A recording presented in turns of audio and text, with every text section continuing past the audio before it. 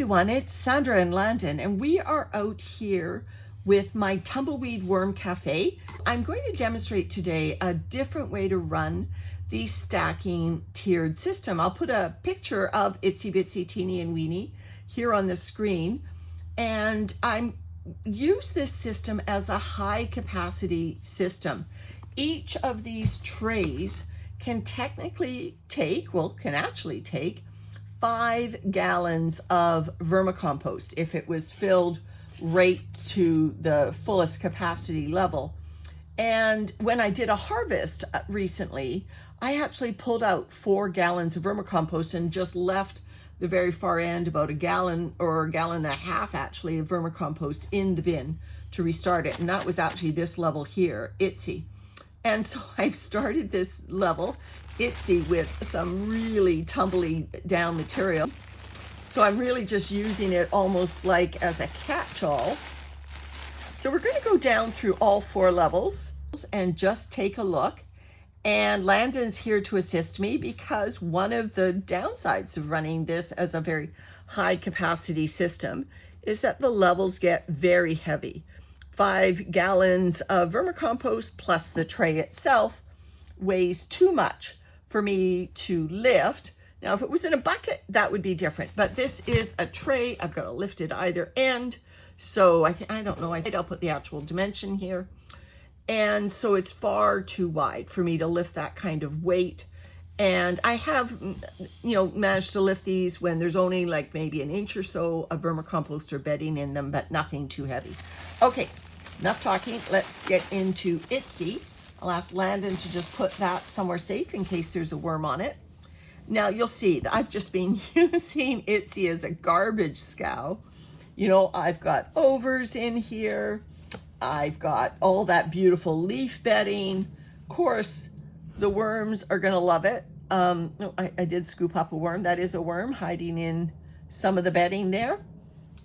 So the worms are going to love it. There's like these avocado peel remnants. There's just a lot of things. We had Brussels sprouts from a local farm, and I just threw this in here. The stalk from the Brussels sprouts, I bet, will sprout. I can see some mold starting to build on it, so you never know. But I just thought, that's the thing about a high capacity system, is it can absorb a lot of different bedding types. It's not as susceptible to the whims of, you've used too much of this and the worms are going to try to flee, or you've overheated, or it's too dry or too wet. It's not going to swing in conditions as much as a lower capacity system. Here are those spooky corn cobs that I had in Itsy, not expecting the corn cobs to have disappeared, wondering if they're still sprouting. Yeah, we still have corn growing. They're not composted enough for me to break it in half yet. I think there were 4 corn cobs in total. And there definitely will be worms. Yeah, there's one there, tunneling their way into that center core of a corn cob. So yeah, this is Itsy. And, you can tell these leaves are already starting to get, have worm castings from the action of these guys built up in between their levels. So I just started this as just a dump all top tier. This high capacity system is just going to run now until spring. It's in my greenhouse, so not super warm temperatures. This greenhouse is not going to freeze, but it's also going to dip down overnight into the single digits Celsius. All right, there's another sprouting corn cob with worms tunneling their way into it. Okay, let's just do this final end just to lift up and aerate.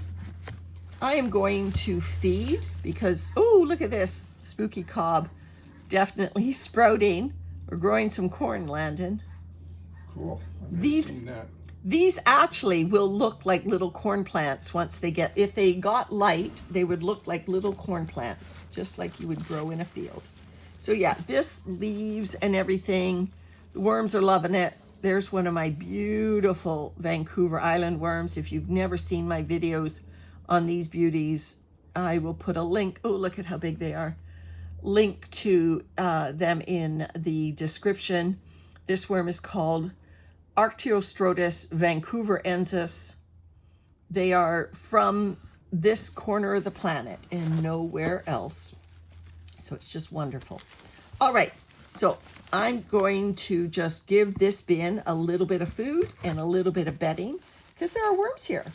And although the leaves are the perfect food, the perfect carbon to nitrogen ratio for worms, I think the worms up here would speed through this material a bit faster if I gave it some higher nitrogen food to give it a little bit of a boost. And so I've mixed it up. Oh, there's another one of my beautiful worms there. Don't know whether you saw him. He went by. So I think I'll feed in that corner there. Give something my worms haven't seen in a while, which is shredded cardboard, because we've been using all our boxes for moving, but that one bit the dust. Some moist leaves on top of that. So as I talked about in my last video on Cinderella, put a link to it in the description. When you are putting carbons into your bin, one of the considerations you may want to make is the carbon to nitrogen ratio. Leaves are the perfect carbon to nitrogen ratio, somewhere like 35:1, maybe as high as 60:1, depending on the type of leaf. Obviously, these leaves have been moistened, so they're further along in terms of decomposing. Cardboard, on the other hand, is way up, maybe 500 to 600:1 in the carbon to nitrogen ratio, but notice it's finely shredded. So you've got sort of this juxtaposition. Worms can get into this really quickly because it's finely shredded. There's also that lovely cellulose glue in there that makes the corrugations. So the worms will get into that really fast. They won't be able to get into the leaves as quickly, even though they are not as high in carbon. So you see, the bioavailability of the carbon is also going to vary depending on how finely shredded it is. If I shredded these leaves like this corrugated cardboard, I dare say they would go just as quickly.